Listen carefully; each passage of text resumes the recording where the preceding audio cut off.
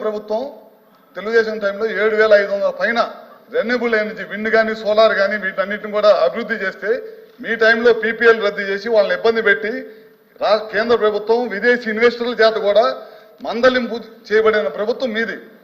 ఇప్పుడు కూడా మేము రెన్యూబుల్ ఎనర్జీ మీద మళ్ళీ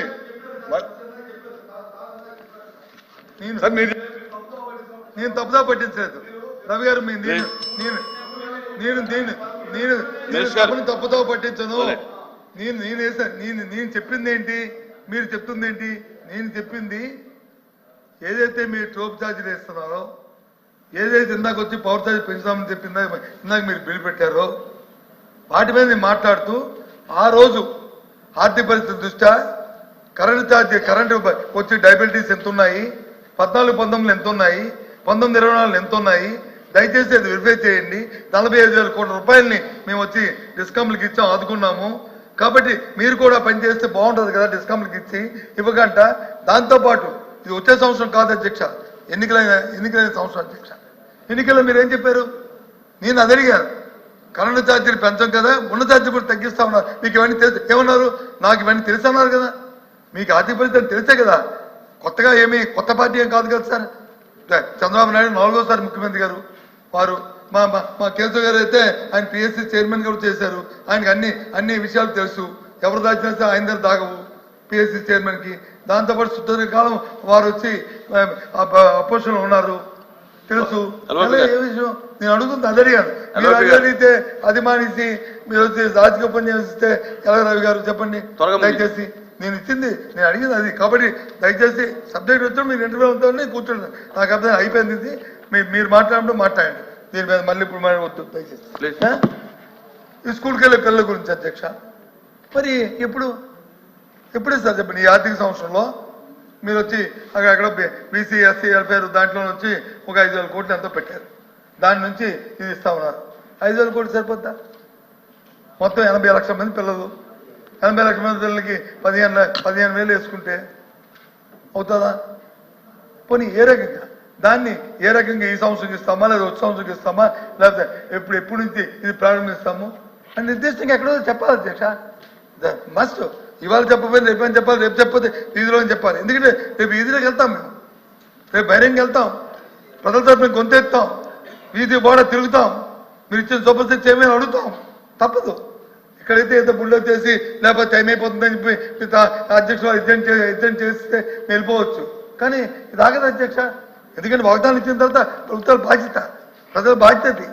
అందుకే రాజకీయ పార్టీలు ఎప్పుడు కూడా కొత్త అధ్యక్ష ఏదైనా సరే ఏది నెరవేర్చుతామో అదే చెప్పాలి, అది అమలు జరపాలి.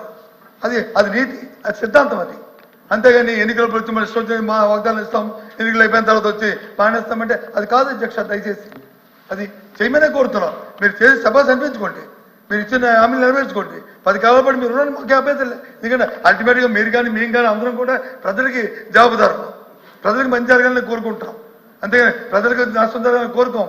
ఎవరు అధికారులు ఉన్నా సరే అది చేయండి, కాదనలేదు. మేము చేస్తాం. అందుకే చెప్పి ఎందాకే అంటారు ఇంత అప్పు తెచ్చారు, ఈ అప్పులంతా ఏం చేశారని. 2,78,000 కోట్లు సార్ అధ్యక్ష డైరెక్ట్ బెనిఫిట్. 2,78,000 కోట్లు డైరెక్ట్ బెనిఫిట్ అధ్యక్ష. ₹1, ₹2 కాదు. మధ్యలో దళాలు లేదు, మధ్యలో బ్రోకర్లు లేదు, మధ్యలో మధ్యవర్తులు లేరు. డైరెక్ట్గా ప్రజలకు అందింది అధ్యక్ష. ఎందుకైంది? దానివల్ల ఏం జరిగింది? ప్రజల దానికి కొనుగోలు శక్తి పెరిగింది, వాళ్ళ జీవన ప్రమాణాలు పెరిగాయి, వాళ్ళ దానికి ఆర్థిక పరిస్థితులు మెరుగుపడ్డాయి. దాని నుంచి జరిగింది కదా అధ్యక్ష. ఇది వాస్తవం కదా, ఇది కాదు చెప్పండి అధ్యక్ష. ఇదంతా ఏదో ఇంటి పడిపోయింది కదా అధ్యక్ష. దయచేసి సమయం ఏమైనా ఫిక్స్ చేస్తే చెప్పండి. 2 నిమిషాలు మానేస్తాం, పర్వాలేదు. చాలా టైం అయింది. మళ్ళీ రిప్లై ఆయనే కదా, ఆయన కదా, ఇంకెవరు లేరు కదా. రిప్లై ఉంది కదండి. ఆయన ఎంతసేపు మాట్లాడండి, మేము ఆయన ఇష్టం, మాకే అభ్యంతరం లేదు. 5 నిమిషాలు క్లోజ్ చేయాలంటే క్లోజ్ చేస్తాను, ఎప్పుడు కూర్చుంటాను. మీరు ఎందుకంటే మీరు తమ బెల్ల కొట్టారనుకోండి, అది సాంప్రదాయం కాదు. నాలాంటి వాటికి నేను బెల్ల కొట్టించుకోకూడదు. అందుకని చెప్తాను. అది నాకు టైం ఫిక్స్ చేసే టైంలో నేను క్లోజ్ చేస్తాను. ఎందుకంటే అది మర్యాదగా ఉండదు. చైర్మన్ గారితో బెల్ల కొట్టిస్తే అది మర్యాదగా ఉండదు. అందుకని దయచేసి అపార్థం చేసుకోవచ్చు. సరే, thank you sir, thank you. అందుకు నేను అడిగాను అధ్యక్ష, ఆ విషయం గురించి అడిగాను అధ్యక్ష. ఒకటే కాదు అధ్యక్ష, ఇందాక అది చెప్పారు, ఆడబిడ్డ నిధన్నారు, 10 నిమిషాలు నిన్న వాళ్ళకి అందరికీ ఇస్తామన్నారు. ఎప్పుడు ఇస్తారు? నిన్న మా సభ్యులతో క్వశ్చన్ వేశారు. ఆయన క్వశ్చన్ వేయడంలోనే ఆయన తన పొరపాటు అయిన క్వశ్చన్ వేశారు. ఏమని 50 సంవత్సరాలు నిండిన మహిళలకి వచ్చి ఎప్పుడు మీరు వచ్చి పెన్షన్ ఇస్తారు, మీరు ఇచ్చిన ఎన్ని వాగ్దానం కానీ దాంట్లో మంత్రి గారు వచ్చి తెలుగులో చెప్పారు. కొత్త మంత్రి గారు అయినా సరే నిజంగా ఎప్సెట్ నిజంగా చెప్తాను సభాముఖంగా. ఎందుకు మీరు అడిగింది వచ్చి కొత్తగా పథకం అడగలేదు కదా, ఎంతమంది 50 సంవత్సరాలు ఉన్నారో అడిగారు. నాకు ఇంకో గొప్ప కార్మికులని లేకపోతే ఇంకోటని లేకపోతే ఈ కార్మికులని వాళ్ళకి ఇచ్చింది మాత్రం 12 లక్షల మంది ఉన్నారని చెప్పారు. Okay fine. ఇప్పుడు అడుగుతుంది ఏంటి? ఏదైతే సూపర్ సిక్స్ లో మీరు ఇచ్చిన వాగ్దానం ఉందో ఆ వాగ్దానాన్ని 50 సంవత్సరాలు నిండిన మహిళలకి అది ఎప్పుడు ఇస్తారు చెప్పండి? చెప్పండి 18 సంవత్సరాలు నిండిన మహిళలకి ఎప్పుడు ఇస్తారో చెప్పండి. మరి ఉచిత బస్సు పథకాన్ని ఎప్పుడు పెడతారో చెప్పండి. ఉచిత బస్సు పథకం పెట్టడానికి పెద్ద అక్కర్లేదు కదా అధ్యక్ష. మీరే కదా పక్క రాష్ట్రాలు చూసా కదా మనం దాన్ని కాపీ కూడా చేసాము. ఆ పక్కన తెలంగాణవో లేదా పక్కన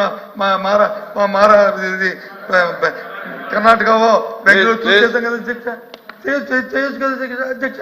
ఎలాగ 40% ఎలాగ ఆక్యుపేషన్ ఆర్టీసీలో 40% ఆక్యుపేషన్ ఖాళీగా ఉంది. కనీసం 40%లోనే మనం మా కళ్యాణం అడిగినట్టు ఏదో అన్నవరమో లేకపోతే సంవత్సరమో లేకపోతే తిరుపతిలో వెళ్ళి మా మైళ్ళు వచ్చి అవి వెళ్ళి దేవుడి గుళ్ళకి వెళ్తారు కదా అధ్యక్ష. తప్పే ఉంది అధ్యక్ష. 40% ఖాళీగా ఉన్నాయి కదా, అది చేయొచ్చు కదా. మీ హామీయే కదా. దానికి ఎందుకు అధ్యక్ష? దానికి ఎందుకు ఆలస్యం అధ్యక్ష? అదేమి పెద్ద ఇంత కాదు కదా అధ్యక్ష. ఆలోచించండి. నేను అంటుంది ఏదో మిమ్మల్ని ఏదో పంపించాలి చేయాలని మేము మాట్లాడతాం అధ్యక్ష. కాబట్టి ప్రభుత్వాలు వచ్చి బాధ్యతగా ఉండాలి. కానీ ఎంతసేపు ప్రభుత్వం అంటే అపోషణం రద్దీ అని రెండు అనుకొని డ్రైవ్ చేద్దాం అనుకుంటే సరే చేయండి, మీ చేతిలో అధికారం ఉంది, మీరు డ్రైవ్ చేస్తే చేయండి, ఎవరు వద్దన్నారు. కానీ ఎప్పుడు గత ప్రభుత్వం 7 సంవత్సరాలు 7 నెలలు అయిపోయినప్పుడు కూడా ఇంకా గత ప్రభుత్వమే. 7 నెలలు అయిపోతే ఇంకా గత ప్రభుత్వమే చెప్తున్నారు కాదు. సాక్షాత్తు అది కాదు అధ్యక్ష, అది కాదు అధ్యక్ష. ప్లీజ్ చిరంజీవి గారు కూర్చోండి. కూర్చోండి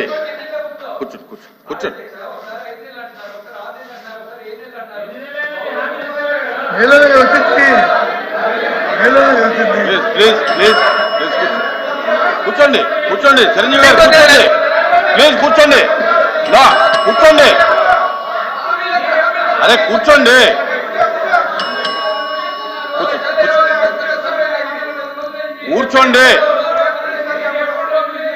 అరే కూర్చోండి ప్లీజ్.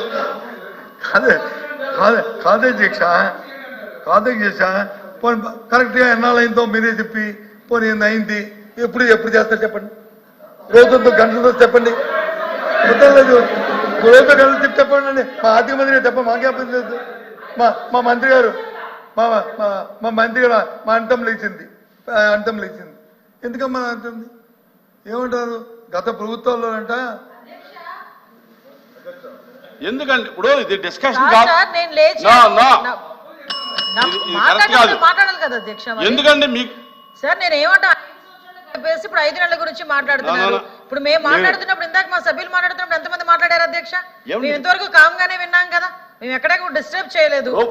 ఎక్కడో చిన్న మిస్కమ్యూనికేషన్ జరుగుతుంది, చూసుకోండి అని చెప్తున్నాం. సభలో ఫైనాన్స్ మినిస్టర్ గారు ఉన్నారు. ఫైనాన్స్ మినిస్టర్ ఆన్సర్ అధ్యక్ష. ఫైనాన్స్ మినిస్టర్ గారు ఉన్నారు, దాన్ని నోట్ చేసుకుంటారు. ఏదైనా ఉంటే కనుక రిప్లైలో చెప్తారు. మీరు అందరూ లేచి దానికి సమాధానం చెప్తే అది కరెక్ట్ కాదు. కూర్చోండి. ఒకవేళ పొరపాటు మాట్లాడితే నోట్ చేసుకుంటారు, ఆ పొరపాట్లు ప్రస్తావిస్తారు. మీరు కూర్చోండి. ప్రతి వాళ్ళు క్లారిఫికేషన్ ఇస్తే మంత్రి గారు క్లారిఫికేషన్ ఇస్తారు. ఏదైనా పొరపాట్లు ఉంటే ఆయన రాసుకుంటారు, దానికి ఆయన సరి చేస్తారు. అధ్యక్ష హోంమంత్రి గారు వచ్చి పాపం కోపం వచ్చింది అధ్యక్ష. ఆవిడ మహిళా సోదరిమణి, ఆవిడికి వాస్తవాలు ఏమంటే నేను హోంమంత్రిని, నేను ఒక తల్లిని, నేను ఒక బిడ్డని అంటాను అధ్యక్ష. కరెక్ట్, నేను కాదనలేదు అధ్యక్ష, నేను కాదనలేదు, సోదరే. కానీ ఒక్కొక్క సబ్జెక్ట్ అయితే గత ప్రభుత్వాలు తాలూకు ఉంటాయి అధ్యక్ష. లాండ్ ఆర్డర్కి ఉందా అధ్యక్ష? లాండ్ ఆర్డర్కి ఎందుకు? లాండ్ ఆర్డర్కి ఎక్కడ ఉందా అధ్యక్ష? కూర్చోండి మాట్లాడు.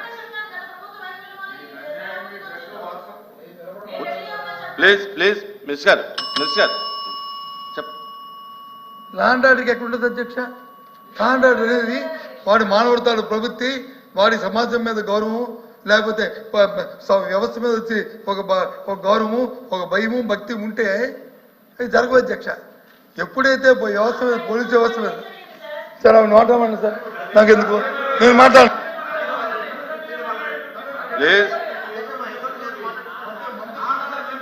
కూర్చోండి please please please please please please please కూర్చోండి మాట్లాడు. ఇప్పుడు ఏదైతే భయం, భక్తి, గౌరవం ఉంటే ఉంటాయి అధ్యక్ష. ఇవాళ పోలీస్ వ్యవస్థ మీద పూర్తిగా అపనమ్మకం అయిపోయింది అధ్యక్ష. గౌరవం లేదు అధ్యక్ష, వాళ్ళంటే భయం లేదు అధ్యక్ష, భక్తి లేదు అధ్యక్ష. ఎందుకు ఎందుకు ఎందుకు లేకపోయింది? ప్లీజ్ ప్లీజ్ మీరు అలా ఇంటర్వ్యూ అవ్వకండి దయచేసి. అరే ఉండండి, దయచేసి ఉండండి ప్లీజ్ సార్, ప్లీజ్.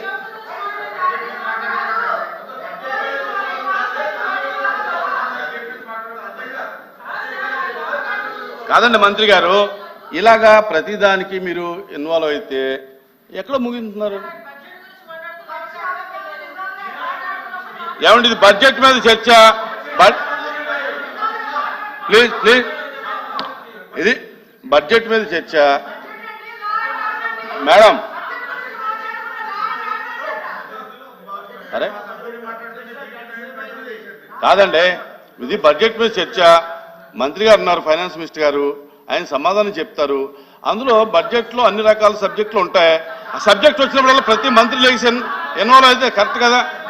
కూర్చోండి కూర్చోండి ప్లీజ్ ప్లీజ్ ప్లీజ్ ప్లీజ్ కూర్చోండి కూర్చోండి ప్లీజ్ కూర్చోండి నాయుడు గారు కూర్చోండి కూర్చోండి కూర్చోండి కూర్చోండి దయచేసి కూర్చోండి. నా కూర్చోండి కూర్చోవాలి, దయచేసి కూర్చోవాలి ప్లీజ్, కూర్చోవాలి, కూర్చోండి కూర్చోండి కూర్చోండి నాయుడు గారు కూర్చోండి. ఇలాగైతే కనుక సభను వాయిదా వేస్తానండి. మీరు ఎలాగైతే కనుక సభను వాయిదా వేస్తారో దయచేసి కూర్చోండి, మీరు కూర్చోండి కూర్చోండి ప్లీజ్, కంక్లూడ్ చేయండి. నేను ఇప్పుడు మాట్లాడుతున్న అంశం ఏదైనా సరే రిలేటెడ్ కాదు, ఇది సభ్యత కాదని ఆ పక్కన ఫైనాన్స్ మినిస్టర్ గారు చెప్తే నేను వెంటనే రికార్డును తొలగించి చెప్తాను, విత్డ్రా అవుతాను కూడా. మాట్లాడుతున్నా ఎక్కడ ఉంది అధ్యక్ష? ఒక్క నిమిషం ప్లీజ్. వారు లా అండ్ ఆర్డర్ కేటాయింపుల గురించి మాట్లాడితే అభ్యంతరం లేదు అధ్యక్ష. లా అండ్ ఆర్డర్ కి సంబంధించి ఇదిగో తగ్గించారు, లేకపోతే కావాల్సినంత ఇవ్వలేదు అని మాట్లాడితే ఏం అభ్యంతరం లేదు అధ్యక్ష. కానీ లా అండ్ ఆర్డర్ వ్యవస్థ గురించి మాట్లాడినప్పుడు సాక్షాత్తు హోంశాఖ మంత్రి గారు మాట్లాడాలని ప్రయత్నం చేస్తున్నారు, అది తప్పదు కదా అధ్యక్ష. ఇప్పుడు రోడ్డు మీద మన రక్షణ కోసం నిలబడేటువంటి కానిస్టేబుల్ గురించి మాట్లాడినప్పుడు సహజంగా శాఖ మంత్రిగా ఆమె మాట్లాడాల్సినటువంటి అవసరం ఉంది, అదే ఆమె ప్రయత్నం చేశారు. నేను అన్నది ఏంటంటే డెఫినెట్ గా కేటాయింపుల గురించి మంత్రి గారు మాట్లాడినాయండి, వ్యవస్థ గురించి మాట్లాడినప్పుడు అది becomes a different subject. Law and order మీద డిబేట్ అయిపోతుంది. హోంమంత్రి గారు మాట్లాడితే నేనే అబ్జెక్ట్ చేయలేదు అధ్యక్ష, నేనే అబ్జెక్ట్ చేయలేదు అధ్యక్ష. ఆవిడ చెయ్యెత్తి మాట్లాడతాడని కూర్చుంటాను, ఆవిడ మాట్లాడమని నేను మాట్లాడతాను మళ్ళీ, అంతేగాని నేను మాట్లాడినప్పుడు ఇంటర్ప్రిషన్ చేయొద్దని అడుగుతాను నా కాలుగా, అంతేగాని నేను వద్దని చెప్పలేదు. నేను ఎప్పుడు వద్దని చెప్పనే. మంత్రులు మాట్లాడినప్పుడు మీ ఒక్కది మేము కూర్చోవాలి, మంత్రులు మాట్లాడుతున్నప్పుడు మేము మీరు చేయొస్తే మీరు మాట్లాడుతుంటే మేము కూర్చుంటాం, నా తప్పు అదేది, నేను తప్పనలేదే, నేను ఎప్పుడు దాన్ని వ్యతిరేకించలేదే. దయచేసి అది కాదు అధ్యక్ష, అందుకు అది రావాలి అధ్యక్ష.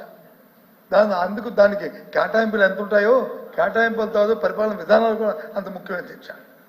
మన విధానాలు బట్టే కేటాయింపులు బట్టే విధానాలు రెండుకి సాగ్రిగేషన్ అధ్యక్ష, దాన్ని బట్టి వ్యవస్థ నడుస్తుంది అధ్యక్ష ముందుకి, లేకపోతే ఎలాగవుతుంది అధ్యక్ష, అది కాదు కదా.